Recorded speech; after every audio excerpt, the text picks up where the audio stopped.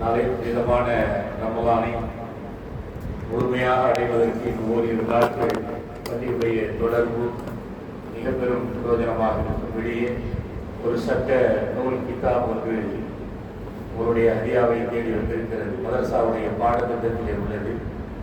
780 ரூபாய் கிதாப். அது தொழுகை, நோன்பு, சக்காத், ஹஜ்ஜி போன்ற எல்லா விதமான சட்ட சம்பந்தப்பட்ட கிதாப். 3 ஆண்டுகள் அந்த கிதாபை ஓதினால்தான் ஆலிமாக முடியும்.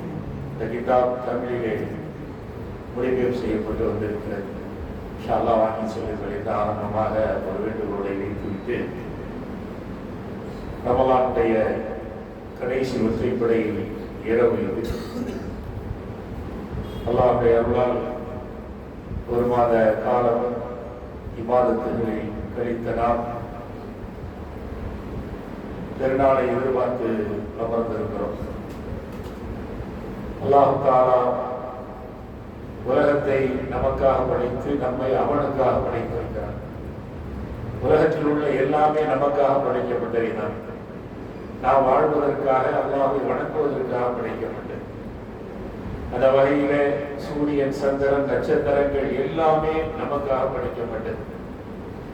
அவைகளை வைத்துத்தான் தொழுகை நேரங்களில் இருந்து ஹஜ்ஜுடைய நேரம் வரை, நோக்கிலிருந்து ஜக்காத் கொடுக்கிற கால அளவு வரை எல்லாவற்றையும் நாம் தெரிந்து கொள்கிறோம். அந்த வகையில் இன்று சவுதி அரேபியாவிலே திரை பார்க்கப்படுகிறது. திரை தெரிந்தால் நாளை பெருநாள்.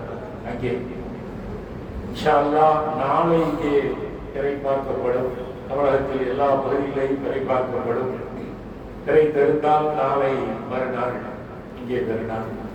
ஒரு நாள் நாளை திரை தெரியவில்லை என்றால் இந்த மாத நோன்பு 30 இஸ்லாத்தை பொறுத்தவரையிலே எந்த மாதமும் 30 என்று கிடையாது.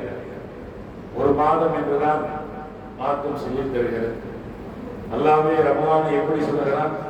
ஷஹர் ரமலான், ரமலான் மாதம், அதில் குர்ஆன் அருளப்பட்டிருக்கிறது என்கிறார். சிலர் நினைப்பார்கள், இந்த மாசம், இந்த வருஷம் எனக்கு 30 நோன்பு கிடைச்சிருச்சு, இந்த மாசம் எனக்கு 29 நோன்பு கிடைச்சிருச்சு, ஒரு நோன்பு மிஸ் ஆயிட்டு, இதெல்லாம் வருத்தப்படுவதை பார்க்கிறோம். வருத்தத்திற்கு வேலையே இல்லை. மாதம் 30ஆவது இருக்கலாம், 29ஆவது இருக்கலாம். நபிகள் நாயகம் ஸல்லல்லாஹு அலைஹி வஸல்லம் மனைவியர்களில் சிலர்கள் தாங்கள் தருகிற வசீஃபா எங்களுக்கு 10ஆவதுல கூட தாங்க அப்படின்னு கேட்டாங்க. பொதுவாக எல்லாரும் கேட்கிற இயல்பு, நாயகமே நீங்க தர வசீஃபா 10ஆவது, கொஞ்சம் கூடுதல் தேவைப்படுகிறது என்றார்.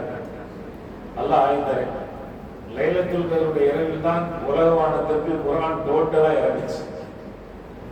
அங்கிருந்து நமக்கு மொத்தமாக இறங்கல. எப்படி ஹாஃபிஸா ஒரு நாளைக்கு 100 ஆயத்துகள், ஒரு ஜுஸு 1.5 ஜுஸு ஓதி 1ல தொடங்கி 27ல 30 ஜுஸை நமக்கு நிறைவு செய்கிறாரோ, அதுபோன்று குர்ஆன் மொத்தமாக நமக்கு ஒரே நேரத்தில் உலகவானத்திற்கு தான் அருளப்பட்டது. நமக்கு ஒரு ஆயத்து, 2 ஆயத்து, 3 ஆயத்து, இப்படியே கிட்டத்தட்ட குர்ஆன் இறங்கி 12 வருஷமா தொழுகிற ஆயத்தை வரல. ஃபுல்லா கலிமா, அல்லாஹ் மட்டும் வணங்கணும், அவனை மட்டும் நீங்க வணங்கணும் அப்படிங்கிறது ரொம்ப தேவை. ஏன்னா அதுக்கு தான் மன்னிப்பு கிடையாது. அல்லாஹ்வே சொன்னான், எந்த குற்றம் செஞ்சாலும் சரி நினைச்சா மன்னிப்பேன், தண்டிப்பேன், ஆனா எனக்கு இணை வைக்கிற குற்றத்தை நான் ஒருபோதும் மன்னிக்கவே மாட்டேன் என்றான். அதனால அவனுக்கு இணை வைக்கிறதுல ரொம்ப ஜாக்கிரதையா இருக்கணும் அப்படிங்கிறதுக்காக 12 வருஷம் இணை வைப்பு சம்பந்தப்பட்ட வசனங்கள் தான் இறங்குச்சு. சஹாபாக்களா நினைச்சாங்க, அப்போ குர்ஆன்ல ஒரே ஒரு கடமை தான் இருக்கு போல. அல்லாஹ் இருக்கிற, அல்லாஹ் மட்டும் வணங்குவேன், அல்லாஹ் மட்டும் வணங்குவேன், லா இலாஹ இல்லல்லாஹ் முஹம்மது ரசூலுல்லாஹ் கலிமா மட்டும்தான் இஸ்லாத்துடைய கடமை போல் என்று நினைக்கிற அளவுக்கு வேறு கடமையெல்லாம் கிடையாதா நினைக்கிற போதுதான் இந்த பேசிக் ஃபவுண்டேஷனை ஒழுங்கா போட்டதுக்கு பிறகுதான் ஸல்லல்லாஹு அலைஹி வஸல்லம் 2வது கடமை மேல வர சொல்லி, துவானத்தை வர சொல்லி தொழுகையாக்குறாங்க. இந்த 2 தான் மக்காவிலே 13 வருஷமா இந்த 2 கடமை தான் இருந்துச்சு. இந்த 2 கடமைக்குள்ளே 86 சூரா, குர்ஆன் ஷரீஃபிலே உள்ள 86 சூரா இந்த 13 வருஷத்துல இறங்கிருச்சு. ஆனா ஒரு ஜும்மா கூட தொழ வைக்க முடியல. தொழுகை கடமையான ஜும்மா கடமை ஆயிடுச்சு. எப்படி கொரோனா நேரத்தில் கவர்மெண்ட் எப்படி தடை செய்ததோ சூழ்நிலையை கருதி, அந்த மாதிரி அபூஜைகளுடைய கொடூரமான ஆட்சி இருந்தது. நல்ல ஜும்மா தொழ முடியல, கடமையாயிடுச்சு. மதீனாவுக்கு வந்ததுக்கு பிறகுதான் முதல் ஜும்மாவே கடமையாயிடுச்சு. நீங்க குரான் எடுத்து பார்த்தீங்கன்னா 2 ஊர் பேர் தான் குரானுக்குள்ள இருக்கும். ஒன்று மக்கா, இன்னொன்று மதீனா. ஒன்று ஸல்லல்லாஹு அலைஹி வஸல்லம் பிறந்த ஊர், இன்னொன்று ஸல்லல்லாஹு அலைஹி வஸல்லமுக்கு ஆதரவு கொடுத்த ஊர். ஆதரவுக்கு ரெஸ்பான்சிபிலிட்டி அல்லாஹ் தஆலா குரானுக்குள்ளே அந்த ஊர் பேரை கொண்டாங்க. 28 சூரா சட்ட சம்பந்தப்பட்ட அத்தனை ஆயத்தும் மதீனாவில் தான் இறங்கிச்சு. குறிப்பா கல்யாணம் முடிச்சு பிரச்சனை ஆச்சுன்னா தலாக், அதை கடந்து ஒருவர் நிறைய சொத்து சேர்த்து வச்சுட்டு இறந்துட்டாருன்னா அந்த சொத்தை எப்படி பிரிச்சு கொடுக்குறது, சட்டம் வரக்கூடாது, பிள்ளைகள் கிடையில வாங்குறது, யாரெல்லாம் வாங்குறது, ஆண்கள் எத்தனை பேர், பெண்கள் எத்தனை பேர் சொல்லி கட்டுப்படுகிற ஒரு உண்மத்தை மதீனாவில் தான் பார்த்தாங்க ஸல்லல்லாஹு அலைஹி வஸல்லம்.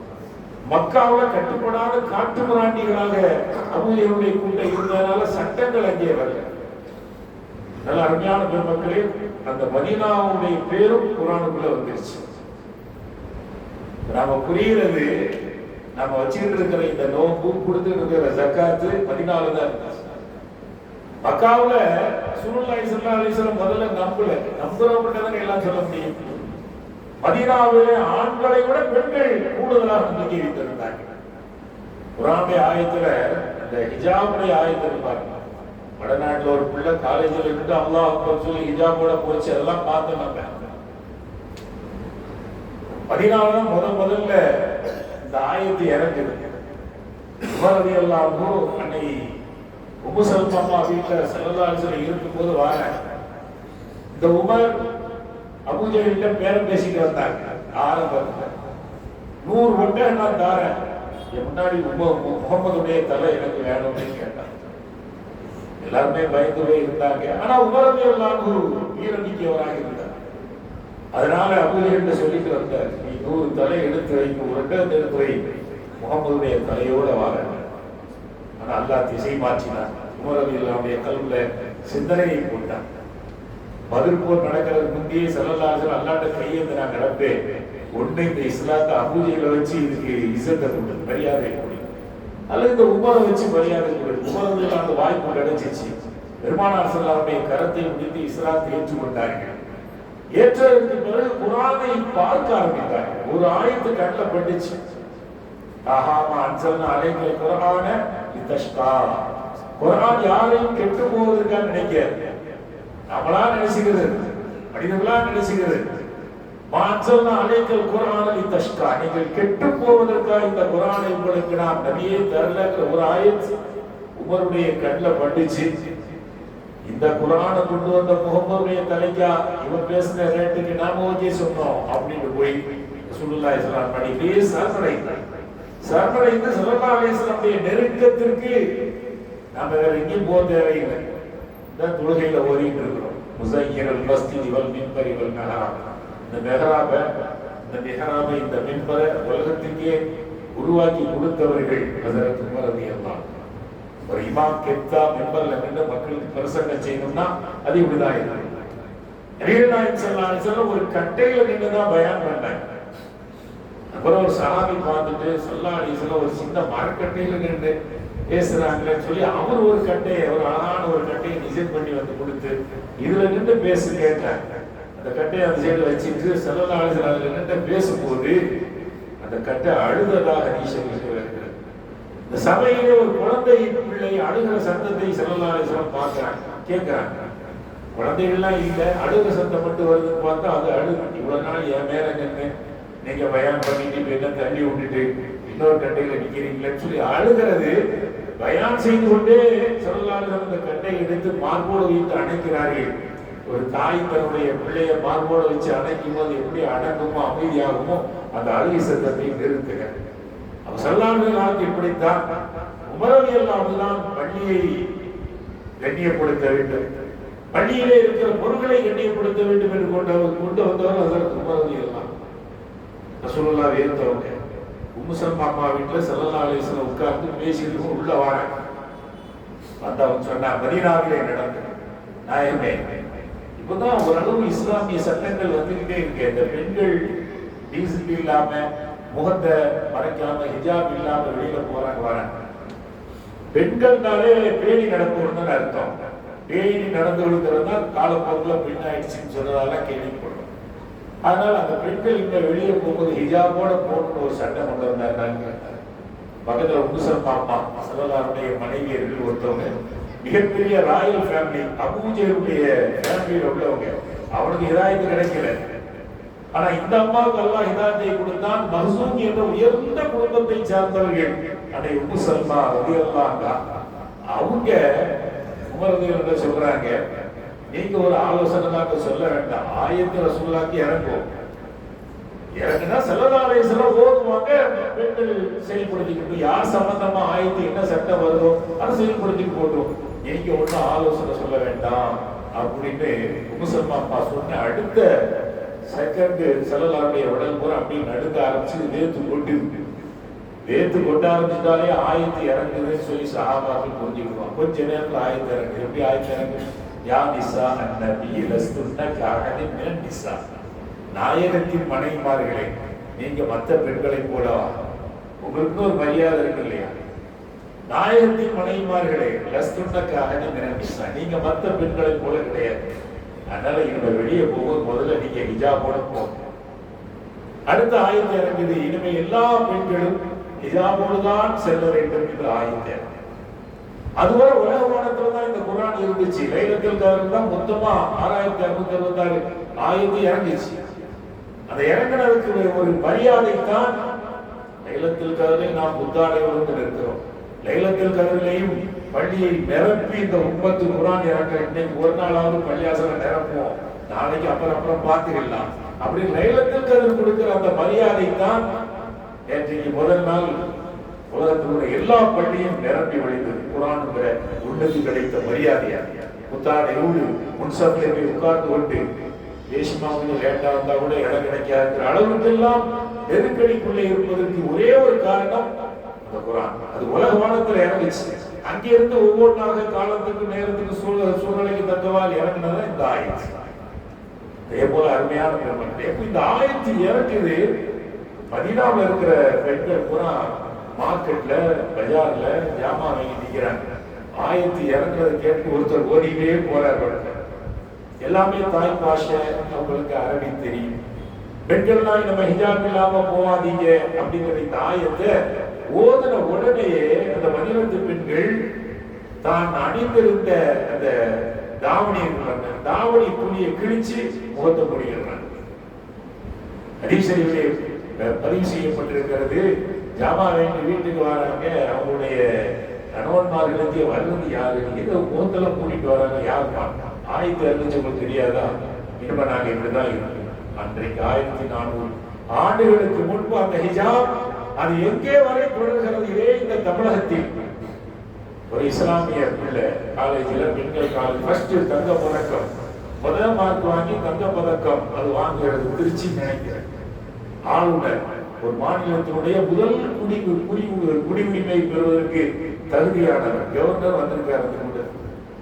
அந்த பொண்ணு நல்லா படிச்சு ஃபர்ஸ்ட் ரேங்க் வந்துச்சுன்னு தங்க பதக்கம் கொடுக்குறாங்க. மேடையில் அந்த பொண்ணு வந்த உடனே ஹிஜாபோட வருது, கண்ணு மட்டும் தான் தெரியுது. கவர்னரே சொல்றாரு, கொஞ்சம் முகத்தை எல்லாத்துக்கும் காரணம், அடுத்தடுத்த பிள்ளைகளுக்கும் நம்மளும் இப்படி பரிசு வாங்கணும் அப்படிங்கிற ஒரு ஆசை வரும், உன் முகத்தை கொஞ்சம் காமி அப்படின்னா. அந்த சொல்லுது, எனக்கு பரிசு கூட தேவையில்லை, இந்த முகம் என் ஹஸ்பண்ட் பார்க்கறதுக்கு தகுதியாக அல்லது என்ன கல்யாணம் அப்படிங்கிறதுக்கு யார் யாரெல்லாம் தடை செய்யக்கூடிய மார்க்கத்துல தடை செய்யப்பட்டிருக்கிறார்களோ அவங்க பார்க்கலாம். என் வாப்பா பார்க்கலாம், எங்க அத்தா பார்க்கலாம், பாவா பார்க்கலாம், என் கூட பிறந்த அண்ணன் பார்க்கலாம். என்னை யார் யாரெல்லாம் கல்யாணம் அப்படிங்கிறதுக்கு தடை செய்யப்படும் அவங்க பார்க்கலாம். மற்றபடி ஹிஜாபை எடுக்க மாட்டேன்னு சொல்லி வடநாட்டு ஒரு விஷயத்தான் ஹிஜாபை இழுத்ததெல்லாம் நம்ம பார்க்கலாம். இது ஒரு முதலமைச்சர் பீகார் நினைக்கிறேன் இழுத்துதான் பெரிய பிரச்சனையாயிருக்கு. அப்ப இது எங்கிருந்து வந்தது? மதீனத்தில் இருக்கிற இந்த பெண்கள் வந்துச்சு. ஸல்லல்லாஹு பாராட்டினாங்க, மதீனாவில் இருக்கிற பெண்கள் சாதாரணமானவங்க. நான் பிறந்த ஊர்ல இருந்து என்ன துரத்தி விட்டுட்டாங்க, ஆனா இந்த மக்கள் எனக்கு ஆதரவு கொடுத்தார்கள். இந்த ஆதரவு சாதாரணமான ஆதரவு இல்லை. மதீனாவிற்கு வந்ததற்கு பிறகும் மக்காவில் இருக்கிற காவியர்களும் மதீனாவை சுற்றி இருக்கிற யூதர்கள், ரொம்ப அயோக்கியவர்கள், இவர்கள் எல்லாம் சேர்ந்து இந்த இந்த 6 தெருதான மதீனாவில் இருக்கு. நம்ம டோட்டலா சுத்தி நின்று அட்டாக் பண்ணா ஒரு முகமது இந்த ஊரை அழிச்சுடுன்னு சொல்லி திட்டம் போட்டார். அந்த நேரத்தில் அல்லாஹ் தஆலா யூத மதத்திலிருந்து இஸ்லாத்திற்கு வருகிற மிகப்பெரிய பாக்கியத்தை பெற்ற ஒரு சஹாபி, நீண்ட காலம் வாழ்ந்தவர்கள், அதில் சல்மானுல் ஃபாரிஸ் ரலியல்லாஹு அன்ஹு. அவங்க தான் ரசூலுல்லாஹ் சொல்றாங்க, நான் எங்க இப்படி ஒரு சூழ்ச்சி செய்யறாங்க, என்ன செய்யலாம் ஸல்லல்லாஹு சொன்னாங்க. மதீனாவை சுத்தி குழிய தோண்டுவோம், குழிக்குள்ள இறங்கிதான் நம்மை தாக்க வருவார்கள். ஒருத்தர் கூட உயிரோட போக முடியாது. குழிக்குள்ள இறங்கி மேல ஏறதுக்குள்ள நாம அழிச்சிருவோம். நம்முடைய ஆயுதங்களை வேஸ்ட் பண்ண வேண்டாம். அவன் வெளியே நிற்கும் போது அடிக்க வேண்டாம், ஆயுதங்கள் வீணாயிடும், இறங்கிடும். நம்ம பக்கத்துல வந்தா இது அக்ஸபுக்கும் பொறுப்போம் ஸல்லல்லாஹு அந்த போர்களை சொன்ன பக்கத்துல வந்து நீ அடிங்க. அந்த குழியை தோண்டும் போது எல்லா சஹாபாக்கள் வயிற்றுல கருகிறது. அகழ் போர்னு அதுக்கு பேரு. ஒரு குர்ஆன்லயே அது பெயர்லயே நிறைய செய்திகள் அல்லாஹ் சொல்றாங்க. அப்ப வயிற்றுல எல்லாரும் கல்ல கட்டிக்கிட்டு குழி தோண்டிட்டு இருக்காங்க. ஒரு பெரிய பாறை அது குறுக்க வந்து நிற்கிது. இந்த மாதிரி செஞ்சு குழி தோண்டும். அப்போதான் இந்த சஹாபி குழி தோண்ட சஹாபாக்கு ரசூலுல்லாஹ் சொல்றாங்க, நாயகமே வயிறு குடலோட ஒட்டி போய் இருக்கு, வெயிட்டு தெரியணுங்கிறதுக்காக வயிற்றுல கல்ல கட்டிக்கிட்டு பசியோட குழி தோன்றோம், இங்கே வேற கல்லா இருக்கு, நீங்களே இதை உடைக்க. நாயகம் ஸல்லல்லாஹு அலைஹி வஸல்லம் தன்னுடைய அந்த விதமான வயிற்றை சண்டையை தூக்கி காமிக்கிறாங்க. அவங்க வயிற்றுல 2 கல் விடப்பட்டிருக்கிறது. 2 கல். பொதுவாகவே பிறருக்காக வாழ்ந்த யாருமே கீழே போக மாட்டாங்க. 38 வயசு வரை மக்காவில் நடக்கிற அநியாயத்தெல்லாம் பார்த்துட்டு தான் 2 வருஷமா போய் ஹீரா கோயில்ல தவம் இருந்தாங்க. அல்லாஹ்ட்ட கேட்டாங்க, ரப்பே இந்த அநியாயங்களை எல்லாம் தட்டிக்கணும்னா எனக்கு ஒரு பவர் வேணும்ல, இதை தப்புன்னு சொல்றதுக்கு நீ யாருன்னு கேட்டா, நான் அல்லாஹ்வுடைய தூதர் தான் சொல்லுவேன். நான் தலைவன் சொல்லல, என்ற பவர் இருக்குன்னு சொன்ன அதிகாரிலாம் சொல்லல, நான் அல்லாஹ்வுடைய தூதர் என்ற ஒரு வேதம் இருக்கு. எத்தனை கூட ஹம்சா போதன ஹீரா போதகையில குர்ஆன் இறங்குச்சுன்னு அது நொறுக்கிருக்கு. இந்த குர்ஆன ஒரு மலையில இறக்கி வச்சா கூட அது சுக்குநூறா நொறுங்கி இருப்பதை நீங்கள் பார்ப்பீர்கள். அப்ப முதல் ஆயத்து ஹீரா கோயிலுக்குள்ள இறங்கும் போது அந்த மலை ஏன் உள்ளே இருந்தது நூல். வந்த குர்ஆன் உள்ள இருந்த ரசூலுல்லாஹ்வுக்கு பேர் என்ன? நூல். குர்ஆனுக்கு பேர் என்ன? நூல். அல்லாஹ்வுக்கு பேர் என்ன? நூல். நூறுங்கிற பேர்ல குர்ஆன்ல ஒரு சூறாவே இருக்கு. சட்ட அப்போ மதீனாவுல இருந்த சட்ட சம்பந்தப்பட்ட ஆயத்து. லட்சக்கணக்கான பள்ளிகள், உங்க பள்ளி மாதிரி நூர், மஸ்ஜிதே நூர் உலகம் பூரா இருக்கிறது. அந்த ரசூலுல்லாஹி ஸல்லல்லாஹு அலைஹி பெயர், குர்ஆனுடைய பெயர், அந்த குகைக்குள்ள ஸல்லல்லாஹு அலைஹி வஸல்லம் இருந்ததனால ஹீரா குகை தப்பிச்சிருச்சு. அவங்க தாங்கினாங்க, அந்த ஹீரா குகை பாதுகாக்க மாட்டேச்சு. அல்லாஹ் சொல்றான், குர்ஆனை மலை மீது இறக்கி வைத்தால் கூட சுக்குநூறாக வரும்போதை நீங்கள் பார்ப்பீர்கள், அதை விட கடுமையான வெயிட்டை நீங்க தாங்கி இருக்கீங்க. கௌலன் சகைலா அப்படின்னு அல்லாஹ் சொல்றான். அப்ப அருமையான பெருமக்களே, அந்த மதீனாவுக்குள்ளே வந்ததற்கு பிறகு நபிகள் நாயகம் ஸல்லல்லாஹு அலைஹி வஸல்லம் அந்த மக்கள்கிட்ட இதை சொல்லும் போது உடனுக்குடனே அந்த மதீனத்து பெண்கள் கேட்டாங்க. நாயகம் ஸல்லல்லாஹு அலைஹி வஸல்லம் சஹாபாக்கிட்ட, நீங்க எல்லாம் ஒரு கல்ல கட்டி வைக்கப்பா, நான் 2 கல்ல கட்டியிருக்கேன் அப்படி சொல்லிட்டு அந்த சம்பட்டி பாருங்க கொடுங்க அப்படின்னா கொடுத்துட்டு பிஸ்மில்லான்னு சொல்லி ஒரு அடி அடிச்சாங்க. அந்த பாறை 3 துண்டா போயிடுச்சு. ஸல்லல்லாஹு சொல்றாங்க, நமக்கு எதிரியா ஒரு 3 பேர் இருக்காங்க, 3 நாட்டில் உள்ளவங்க, 3 பேர் அடிச்சு போயிருவாங்கிறதுக்கு இந்த பாறை 3 துண்டாக பிரிந்து நொறுங்கி போவதே ஒரு அடையாளம். அந்த காட்சியை அங்க இருந்த ஒரு சஹாபி, ஜாபிர் ரலியல்லாஹு அன்ஹு, மதீனா சஹாபி, ரொம்ப ஏழை விவசாயி. எந்த அளவுக்குன்னா அவர் கையை பார்த்தா ரொம்ப ரஃப்பா இருக்கும். உழைப்பாளருடைய கையெல்லாம் பார்த்தா ரஃப்பா இருப்பாரு. ஸல்லல்லாஹு அலைஹி வஸல்லம் அந்த கையை முத்தமிட்டதா ஹதீஸ் ஷரீஃப்ல இருக்கு. இவ்வளவு பெரிய உழைப்பாளி பாடிச்சு. கூட பிறந்த 8 தங்கச்சியையும் கரையேற்ற வேண்டும் என்பதற்காக ஒரு விதவை பெண்ணை கல்யாணம் முடிச்சுக்கிட்டாங்க. ஸல்லல்லாஹு சொன்னாங்க, கல்யாணம் முடிக்கும் போது ஒரு கன்னி பெண்ணை முடிச்சிருக்கான்னு பாடினாங்க. நாயகமே ஆசைதா, கன்னி பெண்ணை முடிச்சா என் தங்கச்சிமார்கள் அவன் நிர்வாகம் செய்ய முடியாது. என் தங்கச்சியோட தங்கச்சியா சேர்ந்து அவனும் கிண்டல் கேலியில போயிருவான். என் பிள்ளைகளை, என்னுடைய சகோதரிகளை நிர்வாகம் செய்வதற்கு அவனுக்கு ஒரு தாய் வேணுங்கிற ரீதியில தான் இந்த விதவையை நான் கல்யாணம் முடிச்ச அளவுக்குள்ள உத்தமர். அவரும் தன்னுடைய மனைவி சொல்றார், வீட்டு கோடி ஸல்லல்லாஹு அலைஹி வஸல்லம் குழி தோண்டிட்டு இருக்காங்க, இதை யாரும் இப்படி சபூர் செஞ்சு செய்ய மாட்டாங்க, என்ன வீட்டுல என்ன இருக்கா அப்படின்னு கேட்கறாங்க. அந்த அம்மா சொன்னாங்க, கொஞ்சம் போல மாவு இருக்கு, ரொட்டி மாவு இருக்கு, ஒரு ஆட்டுக்குட்டி இருக்கு, என்ன அறுத்து வச்சுட்டு போங்க, மாவு பிணைஞ்சு வச்சிருக்கேன். ஸல்லல்லாஹு அலைஹி வஸல்லமோட ஒருத்தரை 2 பேரையும் கூட்டுவாங்க அப்படின்னா நிறைய பேரை கூட்டு வந்து என்னை கேவலப்படுத்தி விடாதீர்கள். அந்த அம்மாவே சொல்லுது, நிறைய பேரை அழைத்து வந்து என்னை கேவலப்படுத்தி விடாதீர்கள், ஒருத்தர் 2 பேர் போதும். போனாங்க. ரசூலுல்லாஹ்வுடைய காதோட காதா நாயகமே எல்லாம் பார்த்தா சங்கடமாக வீட்டில் போய் சொன்னேன். வீட்டில் என்ன இருக்குன்னு கேட்டாங்க. சின்ன நாஸ்தா இருக்கு. துவைமுன்னா அரபியில நாஸ்தா, கொஞ்சம் நாஸ்தா. என்னப்பா இருக்கு? ஒரு 5-6 ரொட்டி மாவு இருக்கு, ஒரு சின்ன ஆட்டுக்குட்டி அறுத்து கொடுத்து வந்திருக்கேன். ஸல்லல்லாஹு அலைஹி வஸல்லம் பல் பசீருன் தையி, அந்த மாவு 5-6 சொல்றது கம்மி கிடையாது, அது அதிகமா உள்ளது, பரக்கத்தானதுன்னு சொல்லிட்டு குழி கொண்டிருக்கிற சஹாபாக்கள்கிட்ட சத்தமோடு சொல்றாங்க. யாரும் அந்த இன்ன ஜாபிரன் சனாலாக்கும் சொல்றான், உங்களுக்கு ஒரு ஆளுக்கு விருந்து ஏற்பாடு பண்ணி வச்சிருக்கிறேன், நீங்க என்னப்பா குழியில இருந்து தோண்டிட்டு எல்லாம் நிச்சயம் வந்து சாப்பிட்டு ஒரு நாள் கல் அப்படின்னு கட்டி விட்டு ஓடி வாரேன். அருமையான பெருமக்களே, ஹதீஸை விளக்குகிறது. ஸல்லல்லாஹு அலைஹி வஸல்லம் சஹாபாக்கள் வீட்டுக்குள்ள ஒண்ணு போட்டு முட்டி அடிச்சுட்டு போறதை பார்த்துட்டு உள்ள போகப்பா, ஏன்பா ஒருத்தர் இழுக்கிறீங்க, இழுக்கிறீங்க, ஏன்பா ஒண்ணு முட்டி அடிச்சுட்டு போவாதீங்க. எல்லாரும் உள்ள போனாங்க. ஸல்லல்லாஹு அலைஹி வஸல்லம் அந்த சால்னா சட்டி லேசா தனது பரக்கத்தான உமிழ் நீரை உள்ளே விட்டு விட்டு பரக்கத்துக்கு துவா செஞ்சாங்க. இந்த மாவு அதே போல பரக்கத்துக்கு துவா செஞ்சுட்டு ரொட்டி சொல்ற ரொட்டி மாஸ்டர் கூப்பிட்டு அந்த மூடி வச்சுட்டு அந்த உருண்டை எத்தனை காலியா இருக்கு எத்தனை எடுத்துருக்குலாம் பார்க்கல. 3 நாள் கையை உள்ள விட்டு எடுத்து கொடுத்துட்டே இருக்காங்க. அவர் ரொட்டி போட்டுக்கிட்டே இருக்கிறாங்க. அங்கே அந்த சாலா அதே போல ஊத்திக்கிட்டே இருக்கிறாங்க. புகாரி ஷரீஃப் குர்ஆனுக்கு அடுத்த ஃபர்ஸ்ட் தரத்துல இருக்கிற ஹதீஸ் கிதாப். இந்த புகாரி ஷரீஃபில் பதிவு செய்யப்படுகிறது. கிட்டத்தட்ட 1000க்கும் மேற்பட்டவர்கள் சாஸ்தான கூப்பிட்டு போய் அவங்க வீட்டுல மனைவி சொல்றாங்க, நான் உங்கள்ட்ட என்ன சொல்றேன், நீங்க என்ன செஞ்சிருக்கீங்க, ஒரு கூட்டமே வருது, நான் உங்களை என்ன சொல்லிவிட்டேன், நான் நீ சொன்னது அப்படியே ரசூலுல்லாஹ்ட்ட சொன்னேன். ஆனா ரசூலுல்லாஹ் எப்படி சொன்னாங்க, ஏதாவது ஒரு நல்லது நடக்கும். சாப்பிட்டு முடிச்சதுக்கு பிறகு சஹாபாக்கிட்ட சொல்றாங்க, அக்கம் பக்கத்துல யாராவது பசியோட இருந்தா எடுத்து கொடுங்க. அவரு அது பிறகு சட்டியை திறந்து பார்க்கிறார். அந்த மாவும் அப்படியே இருக்கிறது, சால்னா சட்டி இப்படி நிறைந்து இருக்கு. புகாரி ஷரீஃப் தரத்திலே ஃபர்ஸ்ட் யார் மதீனாவில் இருக்கிற தாய்மார். கிட்டத்தட்ட 28 சூரா மதீனாவிலே இறங்கிச்சு. இப்படி குர்ஆனுடைய ஆயத்து அல்லாஹ் ரசூல் என்ன சொன்னாலும் உடனே கட்டுப்படுகிற அற்புதமான பெண்கள், மதீனத்து பெண்கள் சொல்லி ஸல்லல்லாஹு அலைஹி வஸல்லம் சர்டிபிகேட் கொடுக்கிற அளவுக்கு இது மாத்திரம் கிடையாது, ஜிஹாது வந்தாலும் அவங்க தான் முன்னாடி போய் நிற்பாங்க.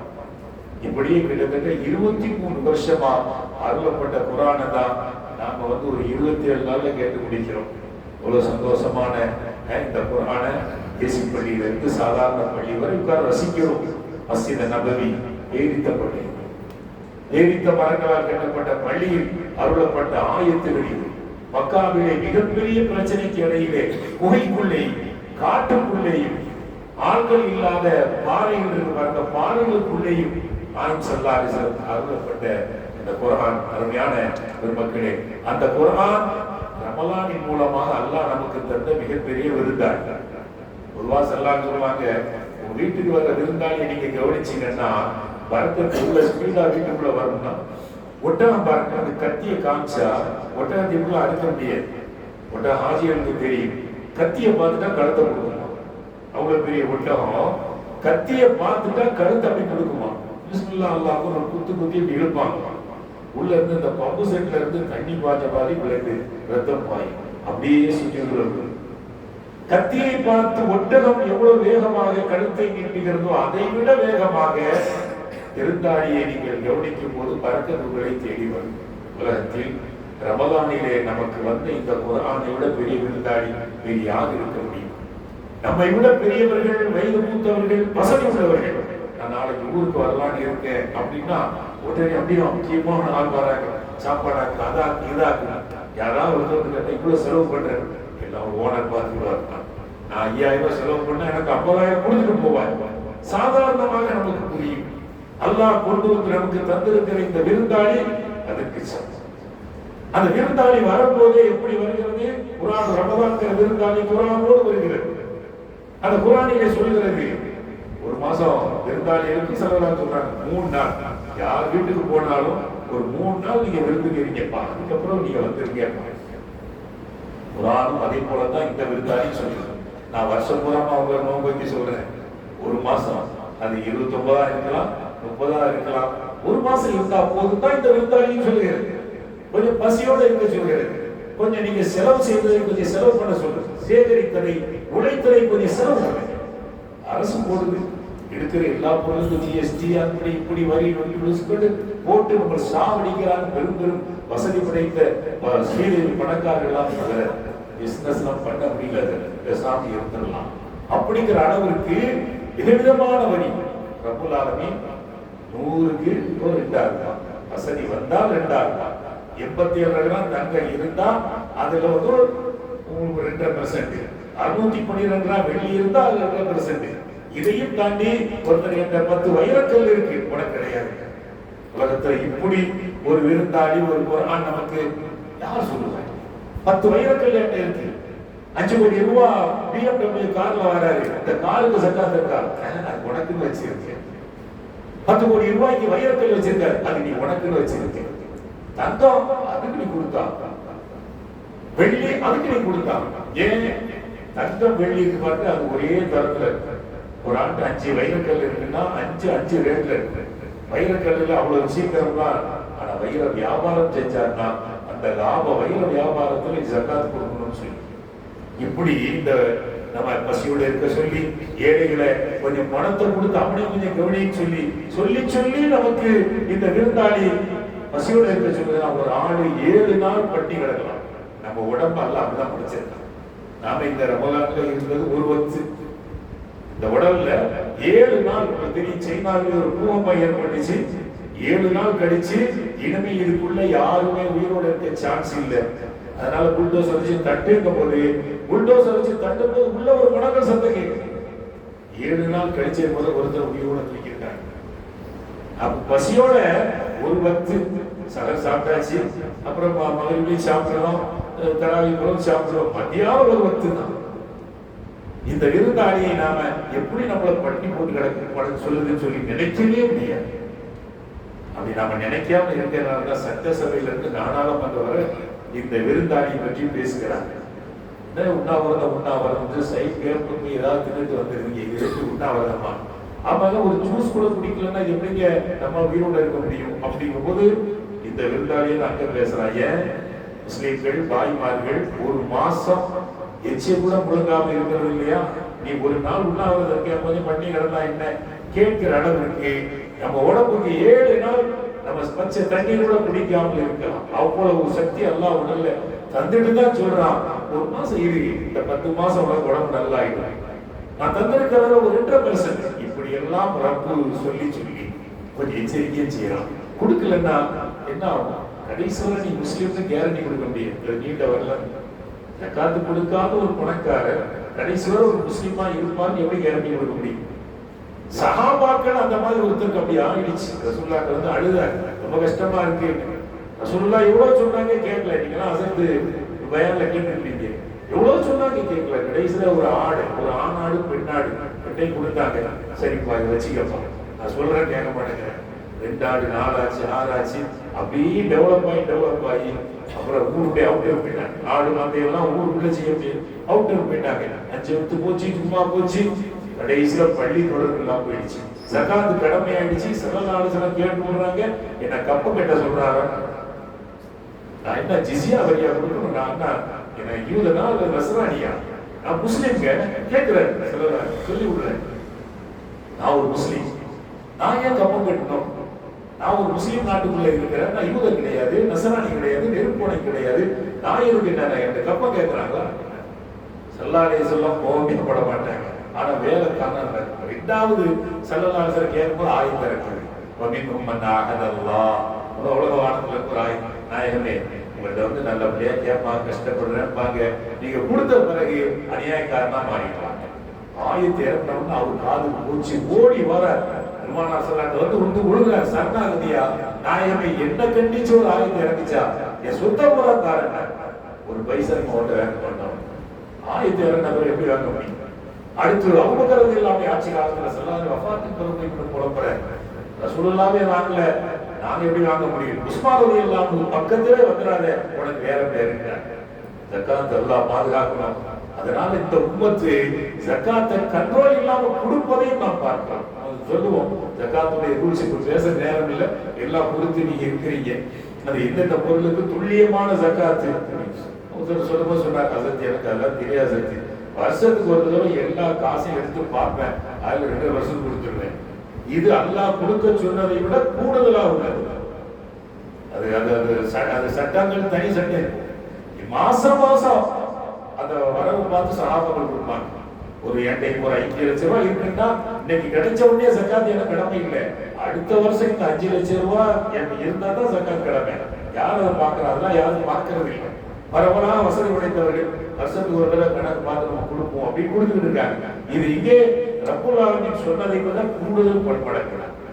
அப்போ இந்த விருந்தாளிக்கு நான் கொடுக்கிற வேண்டியது நம்மை தேடி வருகிற நம்ம பிள்ளைகள், சின்ன பிள்ளைகள் தாய் எழுப்புலன்னா பட்டி நோம்பு கிடப்பாங்க. பட்டி நோம்பு கிடக்கிறதுக்கு பேசாம சரல் எஞ்சி சாப்பிட்டு நோம்பு இருந்து போட்டோம். இதுதான் ரமலான்கிற விருந்தாளிக்கு நாம கொடுக்கிற கண்ணியம். அதனால நாயும் சொல்லலாம் சொன்னாங்க, ரமலான் மாசம் வந்துருச்சு அப்படின்னா வந்துருச்சு அதுன்னு சொல்லி விருந்தாளி சொல்லிட்டு தானே வரணும். ஆனா அதெல்லாம் சொல்ல பிறந்துச்சுன்னா அது வந்து ஆட்டோமேட்டிக்கா சொல்லாம வந்திருக்கீங்க அப்படிங்கறதுல வித்தியாசமா உள்ள விருந்தாளி நோக்குங்கிறது இந்த குர்ஆன்ங்கிறது சொல்லிட்டு வந்தா நீங்க வெளியே போயிட்டா என்ன செய்யறது நம்ம பேசிக்கிடுவோம். இல்ல ஒரு போன் பண்ணிருக்கலாமே அப்படின்னா போன் பண்ணலாம் நினைச்சேன், வாரமா நீ எங்கேயும் பெறக்கூடாது. ஆனா இந்த நோக்கம் அப்படி கிடையாது. எதிர்பார்க்கும் ரமலானுடைய திரையை எங்க பார்த்தாலும் பெற முடியல. எவ்வளவு போன் பண்ணி ஒவ்வொரு இடத்துலயும் பெற தெரிஞ்சிச்சா. அப்ப அந்த விருந்தாளிக்கு நான் கொடுக்கிற மரியாதை தானா வந்துச்சு. எல்லாம் நோக்கி ஆரம்பிச்சிட்டோம். இன்ஷா அல்லாஹ் இன்னொரு பிறையை எதிர்பார்க்கிறேன். சவுதியில பார்த்திருக்காங்களா இல்லையான்னு தெரியல. இன்ஷா அல்லாஹ் தமிழ்நாட்டுல நாளைக்கு எதிர்பார்க்கும். இப்ப எதிர்பார்க்கும் போது நாளைக்கு பெற தெரிஞ்சா இந்த மாசம் 29 நோம்போட முடிஞ்சிடும். 30 நோம்பு அப்படிங்கிறது கிடையாது. ஒரு மாசம் 30ஆம் இருக்கலாம், 29ஆம் இருக்கலாம். ஒரே ஒரு செய்தி சொல்லிட்டாங்க, பேசிட்டே இருக்கிறோம். என்ன ஸல்லல்லாஹு அலைஹி வஸல்லம் அவருடைய மனைவிமார்கள் கொஞ்சம் கூடுதல் வசீஃபா கேட்டாங்க. ஆயிஷா அம்மா, ஹப்ஸா அம்மா 2 பேரும் தான் ஹாஃபிஸ். இவங்க தான் ரசூலுல்லாஹ்ட்ட எது பேசுவாங்க. 2 பேரும் முக்கியமான சஹாபியுடைய பிள்ளைகள். ஆயிஷா அம்மா அபூபக்கர் ரலியல்லாஹு மகன், ஹப்ஸா அம்மா உமர் ரலியல்லாஹு மகன். 2 பேரும் கொஞ்சம் ரஃபான ஆளுங்க. அவங்க பிள்ளைகளும் கேட்பாங்க, நீங்க தர்ற வசீஃபா எங்களுக்கு பத்தாது, கொஞ்சம் கூட காசு தாங்க அப்படின்னு. உடனே ஆயத்து இறங்கு, என் கொண்டுள்ள துரிதனால ஹயாத்த துன்யா ஃபஸீனத்தா ஃபதஆலி. நீங்க எல்லாம் துன்யாவுடைய ஆசை அலங்காரம் இதுன்னு ஆசைப்பட்டீங்கன்னா சொல்லுங்க. ரசூலுல்லாஹி தஆலா கூட சொல்லியிருந்தேன், நிறைய வசதியான ஆட்கள் இருக்காங்க, நீங்க ஆசைப்பட்டதெல்லாம் தரதுக்கு ஆட்கள் இருக்காங்க, நீங்க அவங்க கல்யாணம் செய்யலாம். இதுக்கு அல்லாஹ் ரசூலுல்லாஹ் வேணும்னா அவங்க என்ன கொடுக்குறாங்களோ அதை வேண்டுமே. ஆயத்து இறங்குது, அரபியில் பின்னாடி உள்ள 20 ஜுஸு பின்னாடி உள்ள ஆயத்து இறங்கிட்டாலே ஃபர்ஸ்ட் கேட்பாங்க, இது யார் சம்பந்தமா இந்த ஆயத்து இறங்குச்சு? ஸல்லல்லாஹுடைய மனைவிமார்கள் ஆயிஷா அம்மா விழுந்து அடிச்சு கூடிய ஸல்லல்லாஹு தெரியாம கொஞ்சம் கூட காசு தாங்கன்னு சொல்லி கேட்டுட்டோம். இதுக்கு எங்களை கண்டிச்சு ஆயத்தா சத்தியமா இன்னும் அவங்ககிட்ட கேட்க மாட்டேன். ஸல்லல்லாஹு அலைஹி வஸல்லம் ஆயிஷா அம்மா சொல்றாங்க, நீ சின்ன பிள்ளைமா உங்க தாப்பனார்ட்ட அவங்க கருதியெல்லாம் போய் ஆலோசனை கேட்டுங்க. உங்களை விட்டு கொடுக்கறதுல எங்க தாப்பனார்லாம் கேட்க மாட்டேன்.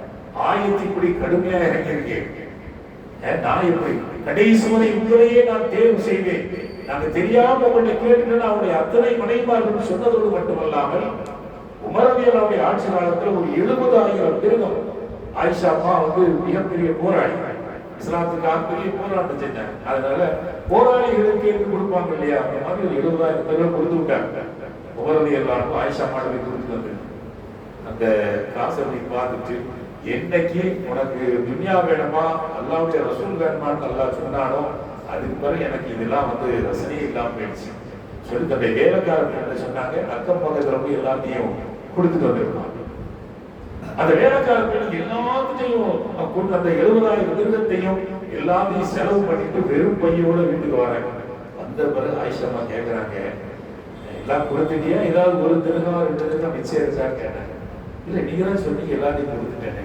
வரலாறு பதிவு செய்யறது, அன்னைக்கு நோம்பு வச்சிருக்காங்க ஆயிஷா அம்மா, அன்னைக்கு நோம்பு திறக்கிறதுக்கு காசு இல்லை. இதுதான் ஒரு ஆயத்து இறங்கிச்சுன்னா அந்த பெண்கள் எப்படி இருக்கு. அப்ப நமக்கு வந்திருக்கிற அந்த விருந்தாளிக்கு நாம எப்படி கட்டுப்பட்டுக்கிறோம், அந்த கட்டுப்பாடு அங்கிருந்து வந்து யாருக்கும் தெரியாத ரொம்ப பாக்குறான் அவன் விருப்பேன். கண்டிப்பா நான் எத்தனை 30 நாள் இப்போ இந்த நிகழ்வு முடிஞ்சதுக்கு பிறகு ஸல்லல்லாஹு அலைஹி வஸல்லம் இவ்வளவு இறங்கி வந்துட்டாங்க. தெரியாம கேட்டுட்டோம், இனிமே நாங்க வந்து கேட்கவே மாட்டோம்னா உடைய மனைவிமார்கள் இறங்கி வந்துட்டாங்க. இதுக்கு பிறகு ஒரு ஆயத்தை இருக்கு. ரசூலுல்லாஹ் அல்லாஹ் சொல்றான், ஒரு மாசம் யார் வீட்டுக்கு போக மாட்டேன்னு சொல்லுங்க, யார் வீட்டுக்கு வர மாட்டேன். கேட்டீங்கல்ல, ஆயத்தை இறங்கிடுச்சு, அதனால யார் வீட்டுக்கு வர மாட்டேன் சொல்லுங்க. ஸல்லல்லாஹு அலைஹி வஸல்லம் ஆயத்தை போய் கட்டுறாங்க. இது யார் விஷயமா? யார் வீட்டுக்கு நான் வரமாட்டேன், நான் பள்ளிவாசல்ல தான் இருப்பேன்னு சொல்லி கிட்டத்தட்ட ஒரு மாசம் ஸல்லல்லாஹு அலைஹி வஸல்லம் பள்ளியிலே இருக்கிறாங்க. யார் வீட்டுக்கு போல அவங்க எல்லாம் ரொம்ப சங்கடப்படுறாங்க மனைவிமார்கள். கரெக்டா 29 நாள் முடிஞ்சிச்சு. முடிஞ்ச உடனே முதல்ல ஆயிஷா அம்மாவுடைய வீட்டுக்கு போறேன். வீட்டுக்கு போன உடனே ஆயிஷா அம்மா சந்தோஷம் தான் முடியல. 29 நாள் வீட்டுக்கே வரலையே, 29 நாள் கழிச்சு வந்திருக்காங்கன்னு சொல்லிட்டு அந்த பிறையை பிறந்த உடனே 29 பிறை முடிஞ்ச உடனே ஃபர்ஸ்ட் ஆயிஷா அம்மா வீட்டுக்கு போறாங்க. ஸல்லல்லாஹு அலைஹி வஸல்லம் வரவேற்று சந்தோஷப்பட்டாலும் கூட அந்த பெண்கள்கிட்ட ஒரு கெத்து, தனியா ஒரு கெத்து இருக்கும். கேட்கிறாங்க ஸல்லல்லாஹு நாயகமே, ஒரு மாசம் சொன்னீங்களே, இன்னும் ஒரு நாள் பாக்கி இருக்கேன், அதுக்குள்ள வந்தீங்களேங்கிறாங்க. இன்னும் ஒரு நாள் பாக்கி இருக்கேன், அதுக்குள்ள நீங்க வந்துட்டீங்களேங்கிறாங்க. அப்பதான் ஸல்லல்லாஹு சொன்னாங்க, நான் ஒரு மாசம் தான் சொன்னேன், 30 நாள் தான் சொல்லலையே. 30 நாள் சொன்னா பரவாயில்ல, நான் ஒரு மாசம் சொல்லியிருக்கேன்.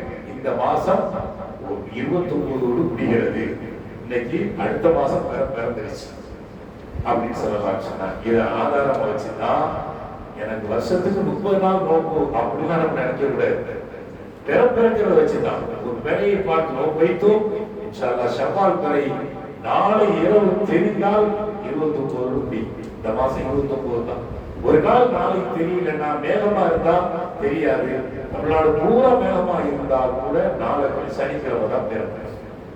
அல்லாஹ் தஆலா அந்த பெருநாளைக்கு வந்த ரமலானை, வரவேற்ற ரமலானை திருப்பி நாம அனுப்பி வைக்கிற ஒரு அற்புதமான கட்டத்தில் நாம் இருக்கிறோம்.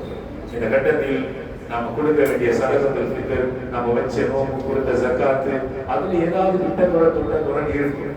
இதையெல்லாம் சரி செய்து நமக்கு ஒரு வாசல் திறந்திருக்கிறது. நீங்க இஷா தொழுகையில முதல் அசர் அதுதான் ஓதுனாங்க. ஃபர்ஸ்ட் ஆயத்தே அதுதான், சொர்க்கத்துக்கு நாமெல்லாம் அழைத்து செல்லப்படுவோம், காஃபிர்கள் இழுத்து செல்லப்படுவார்கள். அழைத்து செல்வது எங்கே இருக்கிறது, இழுத்து செல்வது எங்கே இருக்கிறது? அது எவ்வளவு அசிங்கம், இது எவ்வளவு உயர்வு. அதனால பெருமானார் ஸல்லல்லாஹு அலைஹி ஒரு 10 நாள் அல்லாஹ் மாத்திக்கினா மினன்னா வாதினா ஜன்னா, யா அல்லாஹ் நரகத்திலிருந்து நான் வெளியே வரணும், சொர்க்கத்துக்கு நரகத்துக்கு இடையிலே மாட்டிடக்கூடாது, நரகத்திலிருந்து வெளியே வந்து சொர்க்கத்துக்கு உள்ள நான் போகணும், அதுக்கு எனக்கு தௌஃபீக் செய் அப்படின்னு சொல்லி ஒரு 10 நாள் நம்மை கேட்க சொல்வதே ரமலான் முடியும் போது நாம் சொர்க்கவாசி என்று நம் மனசோடு பேசுறதுக்கு நம்மை தகுதியாக்கி கொள்ள வேண்டும். ரமலான் முடித்தாலும் அதே நிலையில் இருப்பதற்கு நாம் உறுதிமொழி எடுத்துக் கொள்வதற்காகத்தான் இந்த 10 நாளை ஸல்லல்லாஹு அலைஹி வஸல்லம் என் நரகத்திலிருந்து பாதுகாப்பு செய்து சொர்க்கத்துக்குள்ள வாசல் இருக்கு, நோம்பாடி கடைசி வருகிறே நாயகம் ஸல்லல்லாஹு சொல்லுவாங்க, 2 விஷயம் நமக்காக அல்லாஹ்ட்ட பேசும். அந்த 2 தான் இந்த ரமலான்ல வந்த விருந்தாளி. ஒண்ணு குர்ஆன், இன்னொன்னு நோம்பு. ஒரு நோம்பாளி 2 நேரத்துல சந்தோஷப்படுவாங்க. நோம்பு திறக்கிற நேரத்துல, ரப்ப சந்திக்கிற நேரத்துல. நமக்கு ஒரு வாசனை இருக்கிறது. அந்த வாசனுக்கு பேர் என்ன? ரையான். ரையான் என்ன? உள்ள தண்ணி இருக்கும், ஒரு மடக்கு குடிச்சா தாகம் அடுத்து ஏற்படும். அல்லாஹ் தஆலா அந்த நசீபை நமக்கு தர வேண்டும் என்ற ஒரு நல்ல துஆவோடு ஹஜ்ரத் ரஹீம் ஹஜ்ரத் ஒரு 1/2 மணி நேரம் பேசினா போதுனாங்க, தாண்டி போயிடுச்சு. வல்ல ரஹ்மான் ஒற்றைப்படை இறைவன். நீங்கள் எல்லாம் மீதம் உண்டான ஒரு சில நாட்கள் இருக்கிறது. வருஷம் எல்லா ஆளுங்களும் சொல்லுவோம், பிந்திர 10 பூரா நீங்க இபாத்துல கழிங்கன்னு. தாய்மார்கள் பூரா புது ட்ரெஸ் எடுக்கிற விஷயங்கள்லையும் பஜார்களையும் எல்லாம் போவாங்க. அதை சொல்லி வருஷம் சொல்லிட்டே தான் இருக்கிறது. ஆனால் அதெல்லாம் இந்த விருந்தாளிக்கு செய்ய வேண்டிய கடமையில் உள்ள குறையால் கூட மாற வாய்ப்பு இருக்கிறது. அல்ல அதையெல்லாம் மன்னிக்க வேண்டும். எனவே அருமையான பெருமக்களே, காலம் பூராவும் இந்த குர்ஆனோடு நாம் தொடர்போடு இருக்க வேண்டும் என்பதற்காகத்தான் அல்லாஹ் தஆலா ஒரு மாசம் நீங்க தராவியை தொழுங்க, அதுக்கடுத்து 5 நேரம் தொழுதுட்டீங்க. பள்ளிவாசலுடைய தொடர்பு கண்ணு மேல சூரியகுட வர பள்ளி தொடர்பு இருக்கணும் அப்படின்னு சொல்லி பெருமானார் ஸல்லல்லாஹு அலைஹி சொல்லியிருக்காங்க. அந்த வகையிலே குர்ஆன் 6666 ஆயத்து இறங்கினாலும் கூட அதனுடைய முதல் விரிவுரை ஹதீஸ். ஹதீஸ் இல்லாம குர்ஆனை விளக்க முடியாது. எங்க மதரசாவில் நாங்க 7 வருஷம் ஓதுறோம்னா ஒரு 2 கிதாப் குர்ஆனுடைய கிதாப் ஓதுறோம்னா 6 கிதாப் வந்து ஹதீஸுடைய கிதாப். இது அது விரிவுரை. அந்த குர்ஆனுடைய முதல் விரிவுரை புகாரி, முஸ்லிம், திருமதி, அபூ தாவூத் மாதிரி கிதாப். இந்த ஒரு 20 கிதாப், இந்த மாதிரி ஒரு 20 கிதாப்ல இருந்து எடுத்து எழுதப்பட்ட கிதாப் தான் முஷ்காத்துல் மசாபி ஒரு ஹதீஸ் கிதாப். அதாவது ஒரு சூப்பர் மார்க்கெட்டுக்குள்ள போனா நமக்கு தேவையான எல்லாம் கிடைக்கிற மாதிரி அந்த கிதாபுக்குள்ள போனா தொழுகை, நோன்பு, ஜக்காத், ஹஜ்ஜி, அதே போல வந்து பிசினஸ், நிக்காஹ், குற்றவியல் தண்டனை என்னென்ன உள்ள ஒரு முஸ்லிமுக்கு அத்தனை உள்ளடக்கி இருக்கிற அந்த கிதாப். அதுக்கு பேர் என்னன்னா ஒரு ஆயத். ஒரு பள்ளி கூட ஒரு தொடர்பு. அல்லாஹ் குர்ஆன்ல சொல்றான், நான் மக்களுக்கு ஒளியை தரதுக்கு ஒரு உதாரணம் ஒரு மாடாக்குழிக்குள்ள விளக்கு இருக்கிற மாதிரி. இப்போ குர்ஆனுக்கு ஒரு மாடாக்குழின்னா அதுக்கு விளக்கம் தான் ஹதீஸ். ஸல்லல்லாஹு அலைஹி வஸல்லம் நம்முடைய ஹார்ட்டை ஒரு மாடாக்குழின்னு சொல்லி இதுக்குள்ள எவ்வளவு ஆயத்து போகுது, எவ்வளவு ஹதீஸ் போகுதோ அதுவரை இந்த உள்ள விசாலமாக அல்லாஹ் நெருக்கமா இருக்கிறார். மஸலூஹி கமிஷ்காத், அல்லாஹ்வுடைய ஒளிக்கு உதாரணம் ஒரு மாடாக்குழி மாதிரின்னு சொல்லி அல்லாஹ் சொல்றான். அல்லாஹ் தஆலா அந்த நூறுங்கிற அந்த வார்த்தையை ஹதீஸுக்கு ரப்பு குர்ஆன்ல சொன்ன மாதிரி அந்த 6300 ஹதீஸ் இந்த கிதாப்ல. புகாரி ஷரீஃப்ல 7000 ஹதீஸ் இருக்கா இல்ல? இங்க தர்ஜிமத்துல் குர்ஆன் இருக்கு. தர்ஜிமத்துல் குர்ஆன் நமக்கு தேவைதான். ஆனா அந்த குர்ஆனுக்கு விரிவுரை ஹதீஸ். அந்த கிதாப் மதரசாவுல 4ஆவது வருஷம், 5ஆவது வருஷம், 6ஆவது வருஷம் ஆண்கள் மதரசா இருந்தாலும் பெண்கள் மதரசா இருந்தாலும் அது ஓதி கொடுத்தா அதை ஓதி பாஸ் ஆனா அவங்க ஆலிமாங்க. அந்த கிதாப் தமிழ்நாட்டில் யாரும் டிரான்ஸ்லேஷன் பண்ணல. கொரோனா நேரம், லாக்டவுன் ரொம்ப நெருக்கடி, உங்களுக்கு தெரியும். அதை சொல்றதுக்கெல்லாம் இப்ப சொல்றதுக்கு நேரம் கிடையாது. அந்த லாக்டவுன் உலகமே ஸ்தம்பிச்சு போயிருந்துச்சு. அந்த நேரத்தில் மதரசாக்கள் லாக்டவுன்ல மூடி போயிருந்துச்சு. தமிழ்நாட்டில் மிகப்பெரிய 2வது மதரசா லால்பேட்டை, ஃபர்ஸ்ட் வேலூர், 2வது லால்பேட்டை. இங்கே கோவையில் கூட பெரும்பெரும் ஆணிகள் அங்கே ஊதி இருக்கிறாங்க. நேற்று ஆனமலையில நேற்று பயன் பண்ணோம்.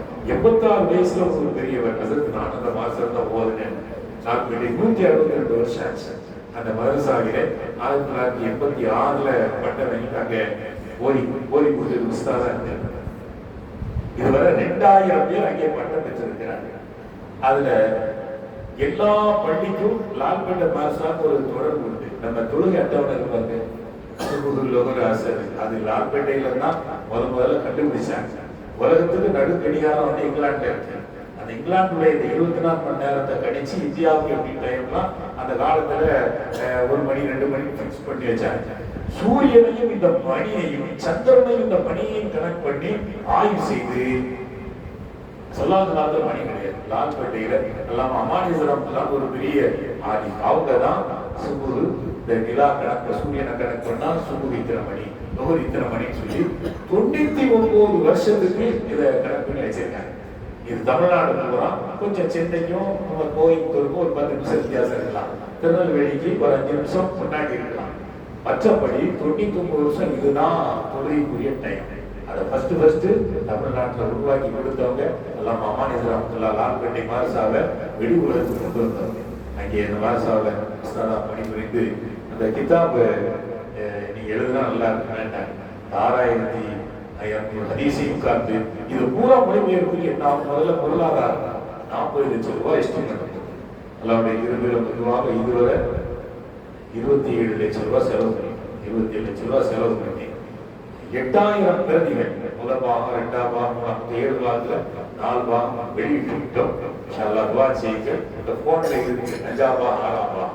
ஒவ்வொரு பாகத்திற்கும் ஒரு 4-5 லட்சம் ரூபாய் தேவைப்படுகிறது. ஒரு 100 செட்டு இங்கே கொண்டு வந்தோம். இதை முழு ஒரு 10 செட்டு மீதம் இருக்கிறது.